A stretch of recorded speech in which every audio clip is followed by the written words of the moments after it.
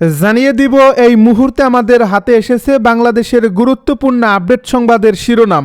শুরুতেই থাকছে নির্বাচন যত ঘনিয়ে আসছে ততই বদলাচ্ছে সিদ্ধান্ত, যুক্তরাষ্ট্রের চাপ, নির্বাচন কমিশনের নীরবতা আর রাজনীতির মোড় ঘুরে যাওয়া খেলায় কি শেষ পর্যন্ত বড় ধরনের সুযোগ পেতে যাচ্ছে আওয়ামী লীগ।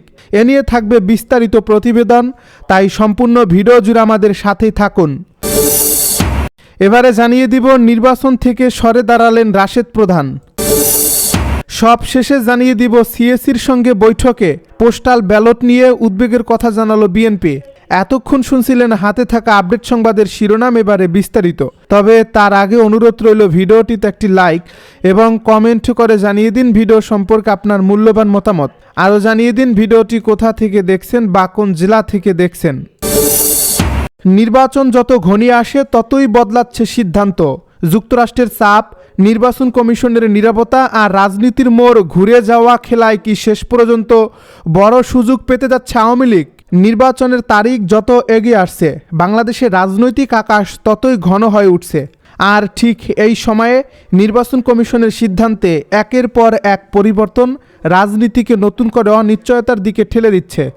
যে পরিবর্তন অনেকের চোখে গরম ভাতে পানি ঢেলে দেওয়ার মতো হলেও বাস্তবে এটি আওয়ামী লীগের জন্য অপ্রত্যাশিত একটি বড় সুযোগ তৈরি করে দিচ্ছে বলে রাজনৈতিক বিশ্লেষকেরা মনে করছেন। কারণ বাস্তবতা হচ্ছে আওয়ামী লীগকে বাদ দিয়ে বাংলাদেশে কোনো নির্বাচন শুধু অসম্পূর্ণ নয়, বরং প্রশ্নবিদ্ধ ও গ্রহণযোগ্যতাহীন হয়ে পড়ে। আর এই সত্যটা এখন আর শুধু দেশের জনগণ নয়, আন্তর্জাতিক মহলও উপলব্ধি করতে শুরু করছে। বিশেষ করে যুক্তরাষ্ট্রের অবস্থান নিয়ে সামাজিক যোগাযোগ মাধ্যমে যে চাঞ্চল্যকর তথ্য ছড়িয়ে পড়ছে তা রাজনীতির হিসাবকে নতুন করে সাজাতে বাধ্য করছে। যেখানে দেখা যাচ্ছে নির্বাচন কমিশন প্রকাশ্যে কিছু না বললেও বাস্তবে তারা যুক্তরাষ্ট্রের অবস্থানের বাইরে যেতে পারছে না। আর এই নীরবতাই সবচেয়ে বড় বার্তা হয়ে দাঁড়িয়েছে, কারণ নীরবতা অনেক সময় হাজার শব্দের চেয়েও শক্তিশালী সংকেত দেয়। এরই মধ্যে 8 অগাস্ট 2024 সালের পরবর্তী সময়ে অধ্যাপক ডক্টর মোহাম্মদ ইউনূসের নেতৃত্বে যে অন্তর্বর্তী প্রশাসন দায়িত্ব নিয়েছে সেই প্রশাসনের সময়কাল ও কার্যক্রম নিয়েও জনমনে গভীর প্রশ্ন তৈরি হয়েছে। দীর্ঘ সময় ধরে রাষ্ট্র পরিচালনার পরও যখন নির্বাচনের পরিবেশ তৈরি না হয় বরং ঠান্ডা, ভীতিকর ও অনাস্থাপূর্ণ হয়ে ওঠে, তখন সাধারণ মানুষ স্বাভাবিকভাবেই ভাবতে শুরু করে এই নির্বাচন আদৌ হবে তো, আর হলেও তা কার জন্য। কারণ মাঠ পর্যায়ে দেখা যাচ্ছে প্রার্থীদের মধ্যে এক ধরনের আধিপত্যের চর্চা, ভোটারদের মধ্যে অদৃশ্য আতঙ্ক আর প্রশাসনের ভেতরে দ্বিধা ও দ্বন্দ্ব, যার ফলে দিনে মাইকিং আর পোস্টারে দেওয়াল ভরে গেলেও রাতে ঘরে ঘরে মানুষ ভোটার নম্বর নয় বরং নিজের নিরাপত্তা আর ভবিষ্যৎ নিয়ে হিসাব করছে। এই পরিস্থিতিতে যে নির্বাচন অনুষ্ঠিত হতে যাচ্ছে তা উৎসব নয়, বরং অনেকের কাছে বোঝা ও ঝুঁকি হিসেবে ধরা হচ্ছে। বিশেষ করে যখন দেশের সবচেয়ে বড় ও জনপ্রিয় রাজনৈতিক শক্তিকে পরিকল্পিতভাবে নির্বাচনের বাইরে রাখার ইঙ্গিত স্পষ্ট হয়ে উঠছে, তখন মানুষ বুঝে যাচ্ছে এখানে ফলের হিসাব আগেই কষা।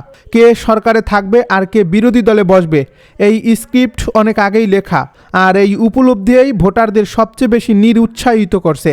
একই সঙ্গে বিএনপি ও জামায়াতের সম্পর্ক, ভবিষ্যৎ সরকার কাঠামো এবং তথাকথিত ঐক্যমতের রাজনীতি নিয়েও জনমনে বিভ্রান্তি ছড়াচ্ছে। কারণ একদিকে বলা হচ্ছে জামায়াতকে বাদ দেওয়া হবে, আবার অন্যদিকে জাতীয় সরকার ভাবনায় তাদের উপস্থিতির ইঙ্গিত দেওয়া হচ্ছে, যার ফলে সাধারণ মানুষ বুঝতে পারছে না আসলে কারা ক্ষমতার ভাগীদারি হতে যাচ্ছে। আর এই ধোঁয়াশার ভেতরেই আওয়ামী লীগের অনুপস্থিতি নির্বাচনকে আরও বেশি অবাস্তব করে তুলছে। কারণ ইতিহাস সাক্ষ্য দেয় এই দেশে আওয়ামী লীগকে বাদ দিয়ে কখনোই স্থিতিশীল ও গ্রহণযোগ্য কোনো রাজনৈতিক বন্দোবস্ত দাঁড়ায়নি। এদিকে গণমাধ্যমের স্বাধীনতা, আইনের শাসন ও নিরাপত্তা ব্যবস্থার বিশ্বাসযোগ্যতা নিয়েও প্রশ্ন বাড়ছে। কারণ সাংবাদিকতা যখন ঝুঁকির বিষয় হয়ে দাঁড়ায়, যখন নিরাপত্তা বাহিনীর উপরও আস্থা থাকে না, তখন ভোটারদের কাছে ভোট কেন্দ্রে যাওয়া মানে শুধু একটি সিল মারা নয়, বরং নিজের অস্তিত্বকে পরীক্ষায় ফেলা। আর এই ভয়ের পরিবেশে নির্বাচন মানেই গণতন্ত্র, এই ধারণা মানুষ আর বিশ্বাস করতে পারছে না। যার ফল হিসেবে মাঠে ভোটারের উপস্থিতি সর্বনিম্ন পর্যায়ে নেমে আসার আশঙ্কা তৈরি হয়েছে। যদিও কাগজে কলমে ভোটের হার 70% দেখানোর প্রস্তুতি নেওয়া হচ্ছে বলে গুঞ্জন রয়েছে। এবারে নির্বাচন থেকে সরে দাঁড়ালেন রাশেদ খান। আগামী ত্রয়োদশ জাতীয় সংসদ নির্বাচনে মনোনয়ন ফরম জমা দিলেও প্রার্থী হচ্ছে না জাতীয় গণতান্ত্রিক পার্টির মুখপাত্র ও সহসভাপতি রাশেদ প্রধান। বৃহস্পতিবার দুপুরে জামায়াতে ইসলামীর কেন্দ্রীয় কার্যালয়ে জোটের বৈঠক শেষে নিজের ভেরিফাইড ফেসবুক পেজে এ তথ্য জানান তিনি। ফেসবুকে তিনি লিখেছেন, ঐক্যের বৃহত্তর স্বার্থে এবারের নির্বাচনে অংশ নিচ্ছি না, তবে গণভোটে হ্যাঁ এর পক্ষে এবং ঐক্যের প্রার্থীদের হয়ে নির্বাচনী প্রচারণায় অংশ নেব ইনশাল্লাহ। রাশেদ প্রধান লেখেন, পরিস্থিতি যাই হোক, আমরা সবাই রাজপথের সাথী ও ভ্রাতৃপ্রতিম সংগঠন। অতএব বাংলাদেশ জামায়াতে ইসলামী, ইসলামী আন্দোলন এবং অন্যান্য দলের নেতা ও সমর্থকদের বিনয়ের সঙ্গে অনুরোধ করছি, আপনারা দয়া করে একে অপরের প্রতি অনাকাঙ্ক্ষিত আচরণ ও শব্দ ব্যবহার থেকে বিরত থাকবেন। আমাকে যারা ভালোবাসেন তারা দয়া করে মন খারাপ করবেন না। ব্যক্তি রাশেদ প্রধানের চেয়ে আমাদের সমঝোতা অনেক বেশি গুরুত্বপূর্ণ। সিএসির সঙ্গে বৈঠকে পোস্টাল ব্যালট নিয়ে উদ্বেগের কথা জানালো বিএনপি। মধ্যপ্রাচ্যের একটি দেশে বাংলাদেশ নির্বাচন কমিশনের পাঠানো একটি পোস্টাল ব্যালটের একাধিক খাম একসঙ্গে গণনার ভিডিও সামাজিক যোগাযোগ মাধ্যমে ছড়িয়ে পড়ার ঘটনায় গভীর উদ্বেগ প্রকাশ করছে বিএনপি। এ নিয়ে বৃহস্পতিবার দুপুরে রাজধানীর আগারগাঁওয়ে নির্বাচন কমিশনের প্রধান নির্বাচন কমিশনার এএমএম নাসির উদ্দিনের সঙ্গে সাক্ষাৎ করেন বিএনপির স্থায়ী কমিটির সদস্য সালাউদ্দিন আহমেদ। সিএসির সঙ্গে বৈঠক শেষে সাংবাদিকদেরকে সালাউদ্দিন আহমেদ বলেন, আমরা কয়েকটি বিষয়ে আইনি ব্যাখ্যা দিয়েছি এবং কয়েকটি বিষয়ে উদ্বেগ প্রকাশ করছি। পোস্টাল ব্যালট নিয়ে আগের মতোই উদ্বেগ জানিয়েছি। কাজটা ঠিকমতো হয় নাই। সংশ্লিষ্ট সবাইকে এ বিষয়ে নির্বাচন কমিশনারের কাছে জবাব দিতে হবে। তিনি বলেন, আচরণবিধি সহ গুরুত্বপূর্ণ আইন বিষয় নিয়েও সিএসির সঙ্গে আলোচনা হয়েছে। বিএনপির এই নেতা অভিযোগ করে বলেন, বিদেশে পাঠানো ব্যালট পেপারের ক্ষেত্রে অনিয়ম হচ্ছে। বেশ কয়েকটি বাসায় 200টিরও বেশি ব্যালট পেপার পাওয়া যাচ্ছে। পোস্টাল ব্যালট এবার প্রথম চালু হয়েছে। আমরা বুঝি কিছু সীমাবদ্ধতা আছে, কিন্তু এই সুযোগের জন্য কেউ ভিকটিমাইজড না হয়। বাস্তবে যে ভুলগুলো হচ্ছে তাতে বিএনপি ভিকটিমাইজড হচ্ছে।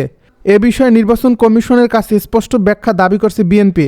সালাউদ্দিন আহমেদ বলেন, দেশের অভ্যন্তরে পোস্টাল ব্যালট সবচেয়ে বেশি ব্যবহৃত হবে। তাই তার দলের দাবি, সব দলের প্রতীক দিয়ে নয়, শুধু সংশ্লিষ্ট নির্বাচনী এলাকার প্রার্থীদের প্রতীক দিয়ে পোস্টাল ব্যালট ছাপানো উচিত। এছাড়া ভোটার স্লিপে প্রার্থী ও দলের নাম অন্তর্ভুক্ত করার প্রস্তাবও দেওয়া হয়েছে বলে জানান তিনি। বিএনপি চেয়ারম্যান তারেক রহমানের সফর বাতিল প্রসঙ্গে বিএনপি নেতা সালাউদ্দিন আহমেদ বলেন, এটা আচরণবিধির কারণে নয়, নির্বাচন কমিশনের অনুরোধে চেয়ারম্যানের সফর স্থগিত করা হয়েছে। এ নিয়ে অন্য দলগুলো কুৎসা রটাচ্ছে, যা আচরণবিধির লঙ্ঘন।